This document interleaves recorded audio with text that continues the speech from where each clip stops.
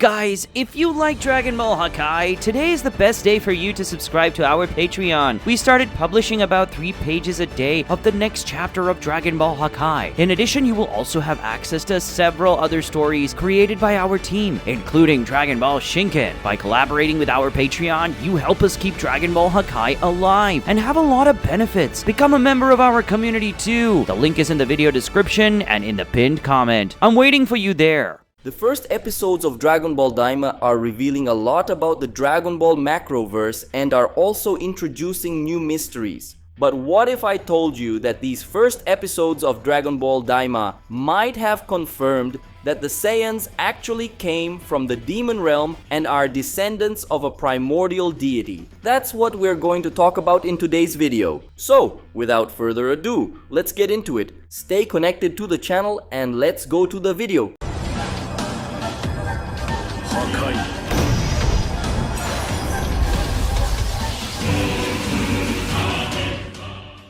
To start our analysis, let's first talk about the divine hierarchy in Dragon Ball, which will be very important for us to understand the connection between the demon realm, the gods in general, and the Saiyans. First, we need to recall some important details. In the Dragon Ball universe, there are 2 divine roles at the top of the hierarchy: the gods of creation and the gods of destruction. This means that if we set aside Zeno and the angels, they are the most important gods in the multiverse. With that in mind, let's go back in time a little. Since the first episodes of Dragon Ball Z, we've seen fights becoming extremely fast. The characters moved faster than the human eye could follow, and even faster than the eye of Earth's god. Because of this, the characters began training to develop the ability to sense ki, which means perceiving people's energy. This was a fundamental skill for the Z warriors because, in addition to watching the fights, they could locate anyone without needing scouters. This ability started being used extensively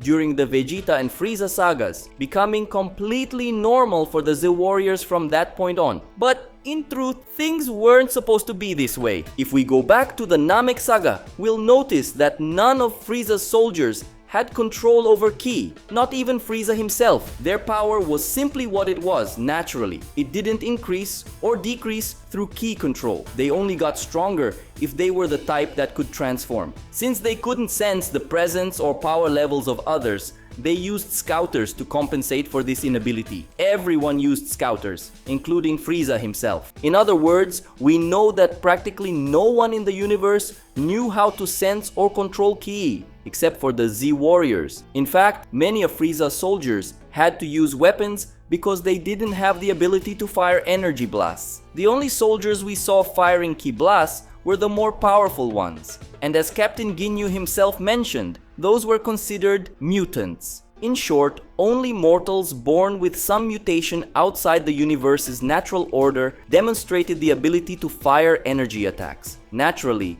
mortals weren't supposed to have control or knowledge of ki. In episode 1 of Dragon Ball Daima, this becomes clear when King Gamma is surprised to see that the characters can fly and fire energy blasts, because as far as he knew, mortals from the outside world didn't do that. According to Gamma's understanding, only Majins knew how to do those things. We also later learned that even the Majins themselves don't fully understand the concept of ki or how to sense it. Even Glorio, who is clearly a much more powerful Majin than average, didn't know how to sense ki and was curious when Goku did it. So if Glorio, a powerful, intelligent Majin involved with the upper echelons of the demon realm, knows very little about the concepts of ki, it's clear that this kind of knowledge isn't very common there. However, in Glorio's case, even though he doesn't fully understand the concept of ki, he seems to have a reasonable mastery over his ki. We saw in his fight against Goku that he can not only fire powerful lightning, but also shape those lightnings as he wishes, like when he created a sort of lightning whip to snatch the power pole from Goku's hands. We also learned from Pansy that every Majin, no matter who they are, knows at least one type of magic. In Pansy's case, she knows telekinesis. Magic in Dragon Ball is also somewhat related to ki, so we can say that all Majins to some extent use ki power, even those who don't train their magical abilities. like Pansy, who prefers technology. But now, Look at how everything connects. In the classic Dragon Ball manga, Master Roshi, the god of martial arts, was the first to demonstrate the ability to fire energy blasts using the Kamehameha. He took at least 50 years to develop this energy technique, showing how extremely difficult it was. However, Goku managed to replicate the same attack just by watching it once. Right after that, the next character to display this ability was the assassin mercenary Tao, with his energy attack called the Dodon Ray. Then came a Majin named Devilman, who was able to fire an energy attack called the Devil Might Beam. In the martial arts tournament arc, several other characters showed they could fire energy attacks, such as Tien, Chiaotzu, Yamcha, and Krillin. It's worth noting that Tien and Chiaotzu were trained by Master Shen, who was Master Roshi's rival and the older brother of Mercenary Tao. Master Roshi and Master Shen, being the oldest warriors, managed to develop energy attacks. Mercenary Tao was Shen's brother, so it makes sense that he learned from him. Krillin and Yamcha trained with Master Roshi, while Tien and Chiaotzu trained with Master Shen. They all have one thing in common. They learned to fire energy attacks from either Master Roshi or Master Shen. The only character in classic Dragon Ball who could fire energy attacks without any connection to Roshi or Shen was Devilman. And he wasn't human, he was a Majin. And even when analyzing Master Roshi and Master Shen, it's likely they only learned these energy techniques because they saw Demon King Piccolo, another Majin, doing it. In other words, since classic Dragon Ball, it was already implied that firing energy blasts was something only individuals connected to Majins could do, and only humans who trained specifically for it could imitate. The only exception was Goku, who managed to do it just by observing. Therefore, ki control has always been something extremely rare in Dragon Ball. Naturally, no one from the outside world should be able to control it, and the only ways to achieve it are by being a Majin, like Piccolo or Devilman, by having contact with a Majin, like Master Roshi and Master Shen, by undergoing proper training to develop it, like Mercenary Tao, Krillin, Yamcha, Chiaotzu, and Tien, or by being born with a mutation, like Frieza's stronger soldiers and Frieza himself. If you don't fit into any of these categories, you can't control ki. That's why almost no one could do it in Dragon Ball and Dragon Ball Z. But there's one exception to all this: the Saiyans. Somehow, without the need for training, they can fire energy attacks from a young age. Goku, Vegeta, Gohan, all of them seem to be born with this ability, just like the Majins. Strange, isn't it? And it gets even stranger. In the Battle of Gods movie, we learn that mortals cannot sense divine ki, like the ki of the god of destruction Beerus. No mortal in Universe 7 could sense Beerus' power, which led them to attack the god without hesitation. This is because, as explained in the movie and the series, mortals cannot sense the divine ki possessed by the gods. Among the various deities, we have the gods of creation and destruction, who occupy the top of the divine hierarchy in each universe. Only they have demonstrated possessing this divine ki, which makes sense since they are the most important gods in the universe. Only they are summoned to meetings with the Grand Zeno. From this, we learn the following. Mortals from the outside world naturally can't control ki, and most don't even know what ki is. Majins, from birth, use ki as something natural, even though most of them don't fully understand it, and only the main gods of the multiverse possess divine ki. Remember when I mentioned it's strange that Saiyans are born with the ability to fire ki blasts? Now, this gets even more interesting because only the most powerful gods are supposed to possess divine ki. So, why do Goku and Vegeta have divine transformations like Super Saiyan God and Super Saiyan Blue?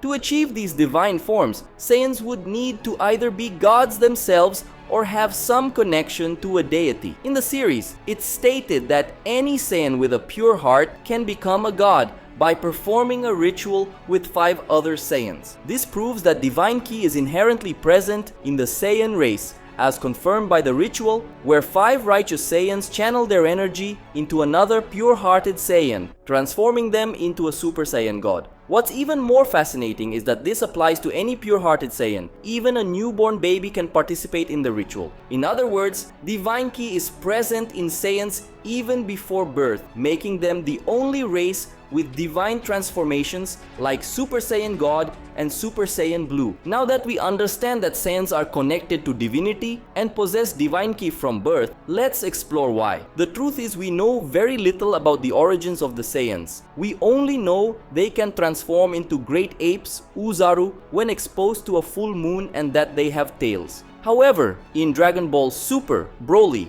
we saw that the Uzaru form exists within Saiyans even if they don't have tails. For example, Broly was able to channel the power of an Uzaru without a tail in his Wrath form, while still maintaining control and consciousness. This tells us that Saiyans are born with both the power of the Uzaru and divine ki. If they manage to control even one of these powers, their combat strength increases dramatically, as we've seen with Broly and Goku in their various colored hair transformations. Vegeta, for instance, didn't even need a ritual to reach the level of Super Saiyan God. He achieved it through training alone. This shows that divine ki is inherently present in every Saiyan. It might even explain why Whis chose to train Goku and Vegeta. Although we don't know the exact origin of the Saiyans, their concept is inspired by the Chinese legend of the Monkey King, Sun Wukong, a demon who became a god. This could explain why Saiyans, like Majins, can control regular ki with such ease and why they possess divine ki from birth. It suggests that Saiyans may be descendants of a deity from the demon realm. An important detail from the early days of Dragon Ball is that anyone killed by a Majin